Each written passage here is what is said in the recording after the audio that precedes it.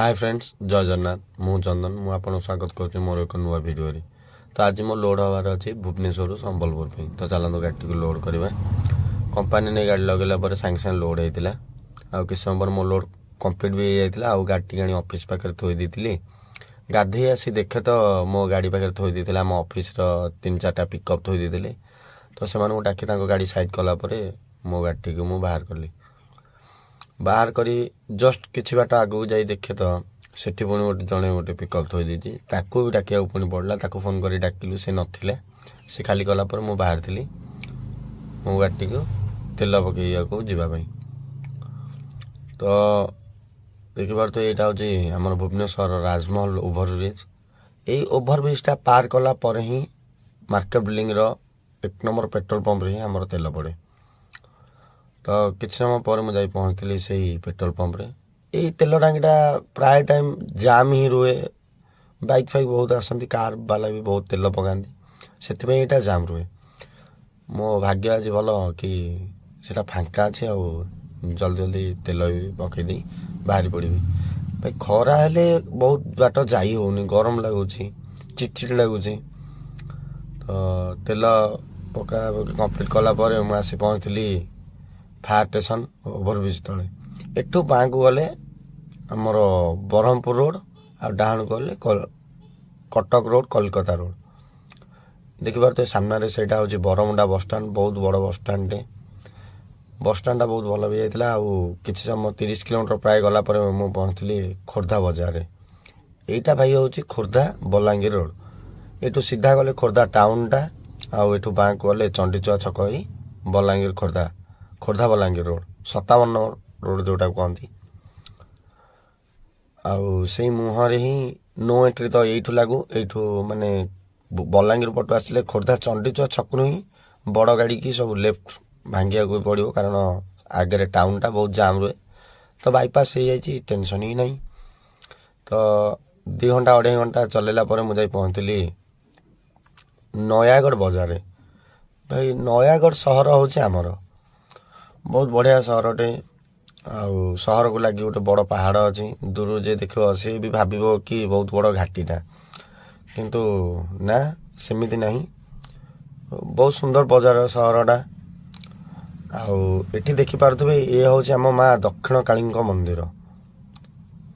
माँ दक्षिण काली तो प्राय विश्व प्रसिद्ध एवं समस्त ओडिशावासी जानिथिबे कि नयागढ़ अवस्थित अच्छी माँ दक्षिण काली पीठ सेठू प्राय 130 किलोमीटर आसला मुझे आसी पहुँचली बौद्ध महानदी महानदी भाई देखिए तो केते सारा पानी एमती ही पानी रहिले बहुत लोक सुविधा सहज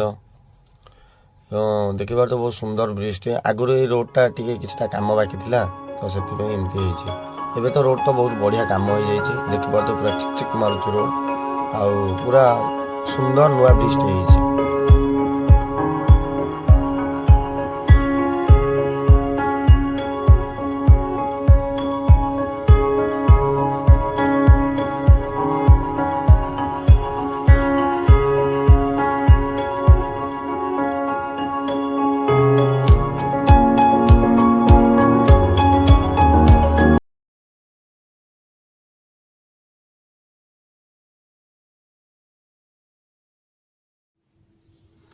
यही जो लेफ्ट साइड देखा जाऊँगी यहाँ हूँ संबलपुर टाउन तो झारसुगुड़ा ब्रदर नगर भी कम अच्छी किसी झारसुगुड़ार कम सारी फेरवा झारसुगुड़ार कम सारी फेरला बेलू झारसुगुड़ा संबलपुर रोड रे जो पड़ुवा टोलगेट टी से एक्चुअली कैश ही चले तो फास्टैग सुविधा नहीं तो दिन भाभी परिश्रम कलापर झारसुगुड़ा फेरी कौटी संबलपुर रेस्ट ने कि आसी पहुँचला बेलू देखे तो पूरा टोलगेट पाखे पूरा बहुत जाम लगी देखा फिर भी मो पाड़ी केतले पड़ुची आप देखिपे सामने ये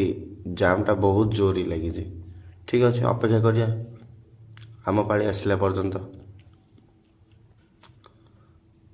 बहुत जाम लगी जाइथिला ये देखुते बाँ पड़े गाड़ी प्राय घंटे रू 2 घंटा पर घंटे 2 घंटा पाखापाखि पर मोर पड़ता पाड़ी जीवा निज तो कैश ही दबा पड़े ତ ଆଗରୁ ଏଇଠି 60 ଟଙ୍କା ନେଉଥିଲେ କିନ୍ତୁ ଏବେ ସେଟାର ରେଟ୍ ବଢ଼ିଯାଇଛି 100 ଟଙ୍କା ଲେଖା ହେଇଯାଇଛି। ତ ଆଗରୁ ଖାଇବା ନେଇ ଆସିଲି, ଆଗରୁ ଗୋଟେ ଢାବାଟା ଖୋଲା ଥିଲା, ସେଇଠୁ ଖାଇବା ନେଇ ଆସିଲି, ଯାଉଛି ଆଗରୁ କୋଉଠି ଖାଇଦେବି ଆଉ ରେଷ୍ଟ ନେବି। କାଲି ସକାଳ ପାଲେ ଯେତିକି ପାରିବି ସେତିକି ଡେଲିଭରି କରିବି।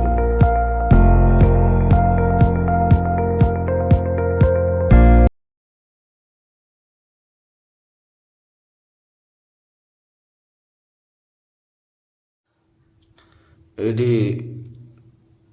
ଖୋଲିକି ଖାଇଲା ବେଳକୁ ଦେଖେ ତ ହୋଟେଲ ବାଲାକୁ କହିଥିଲି ଗୋଟେ ଖଲି ଦେବା ପାଇଁ, କିନ୍ତୁ ସେ ଦେବା ପାଇଁ ସେ ଭୁଲି ଯାଇଥିଲା ବୋଧେ। ତ କ'ଣ କରିବା, ଏଇଠି ଜରୁରୀ ଏମିତି ବାହାର କରିଦେଇଛି, ଖାଇକି ରେଷ୍ଟ ନେଇଯିବା, ଆଉ କାଲି ସକାଳେ ଦେଖିବା କ'ଣ କେତିକି ଡେଲିଭରି ହେଇପାରୁଛି। ରହିଲି ସାଙ୍ଗମାନେ, ଜୟ ଜଗନ୍ନାଥ। ପୁଣି ଦେଖା ହେବ ନେକ୍ସଟ ବ୍ଲଗ୍ରେ।